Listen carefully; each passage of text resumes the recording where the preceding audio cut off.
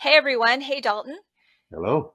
All right, folks, it's Sam and Daulton, digital strategist from XCentium, here to talk to you about what we have found to be the most effective way to personalize. Daulton's going to give us a real world example to talk through.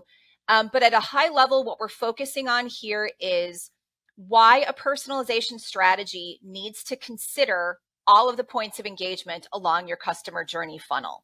And how valuable it is to prove its effectiveness by making sure that you're focusing on the things that will drive the customer from one engagement level to the next.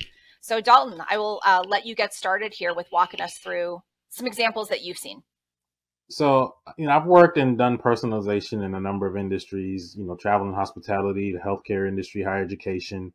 And one example I would love to give today, just kind of talk through a couple of scenarios where, identifying that customer journey and building personalization and customer experiences around that journey is really effective.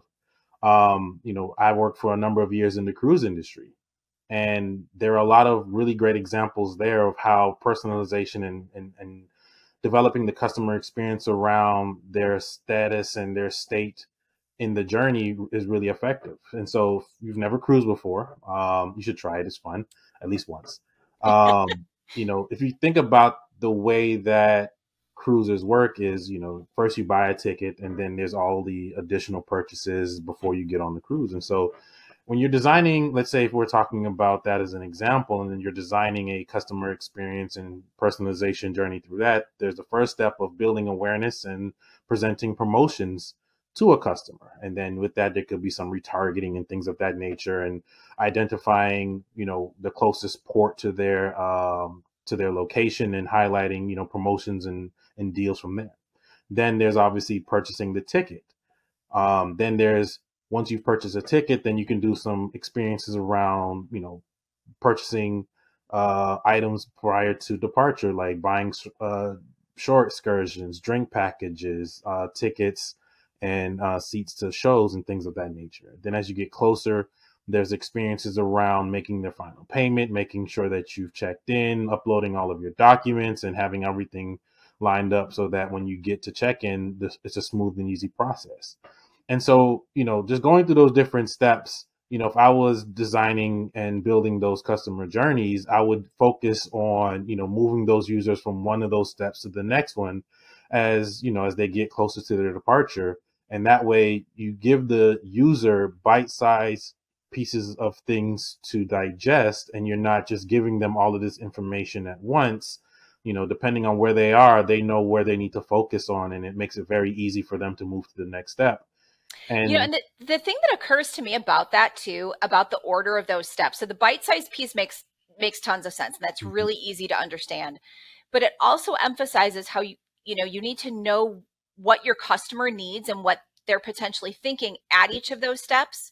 So I'm thinking about, for example, the tedious task of uploading all your documents and kind of the boring paperwork part. If you've got that as step number one, like right after they just, made a pretty significant purchase, right? You're actually downplaying the excitement that you're trying to build, which of course then is going to like potentially decrease your upsells for, excursions and all that other kind of stuff. So like thinking about the order of events from that customer point of view is really critical. And I can think about applying that to multiple kinds of businesses because, of course, the documents are a critical step as well. But you put those in the right place, they still need to happen while making sure that you're also building excitement and what you're trying to create in that, again, in that customer experience as you go through. So the importance of thinking about both sides of it. What do you need as the business? And how are you going to facilitate that by meeting the needs of a really good customer experience? Yeah. Hopefully I didn't totally take you off that train of thought. No, you just expanded on it, so I definitely think that you did a good job of putting some context to those things. So like the cruise industry example, I think is the business model fits this analogy really, really perfectly, right? Because these are all really necessary steps. It's, you've got this while there might be kind of a longer timeline for that purchase, it makes sense, like all those necessary steps. Yeah. And When I think though about other industries, I think about, and I think we've got a little bit of time here, so maybe we can expand on this a bit. But one of the things that I see really often is that like we tend to do a lot to try to get folks initially engaged. And that's pretty easy, not necessarily to do, but to map out and plan. Mm-hmm. And then we're fantastic when they're toward the bottom of that funnel, when they're like right about to convert. Do you have any insights or advice? Because, you know, I've worked with so many companies and it can be hard to figure out what are those steps in the middle of that funnel, right? Because like if I feel like for so many businesses, if you can prove out a really good personalization strategy to be more effective in the middle part of that funnel, I think there's probably a lot of potential there for multiple different types of businesses.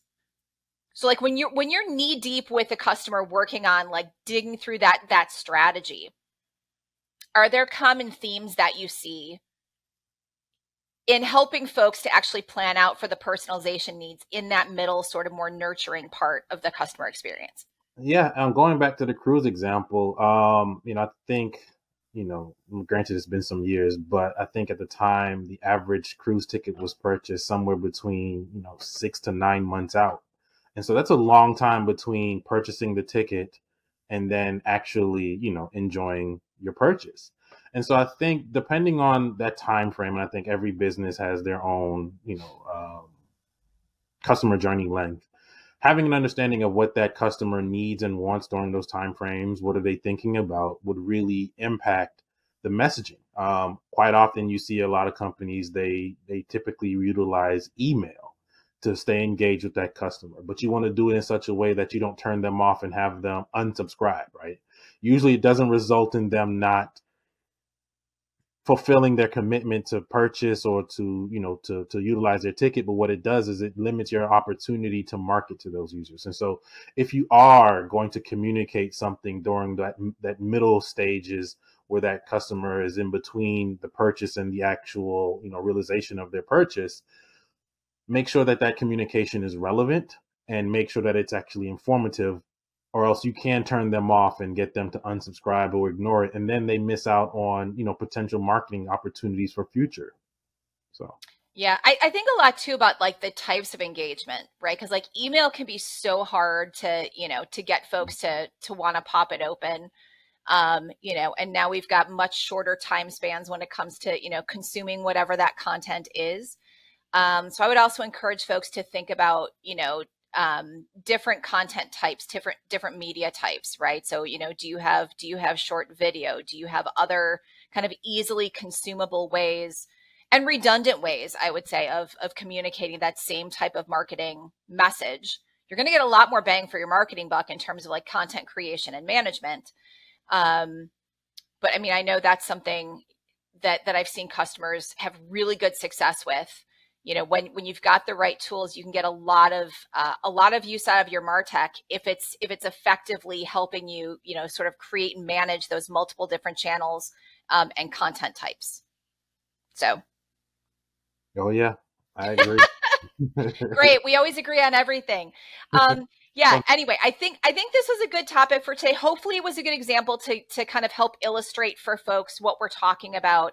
You know, in other words, don't just focus on the top and the bottom of that funnel. Make sure you're really working that middle section.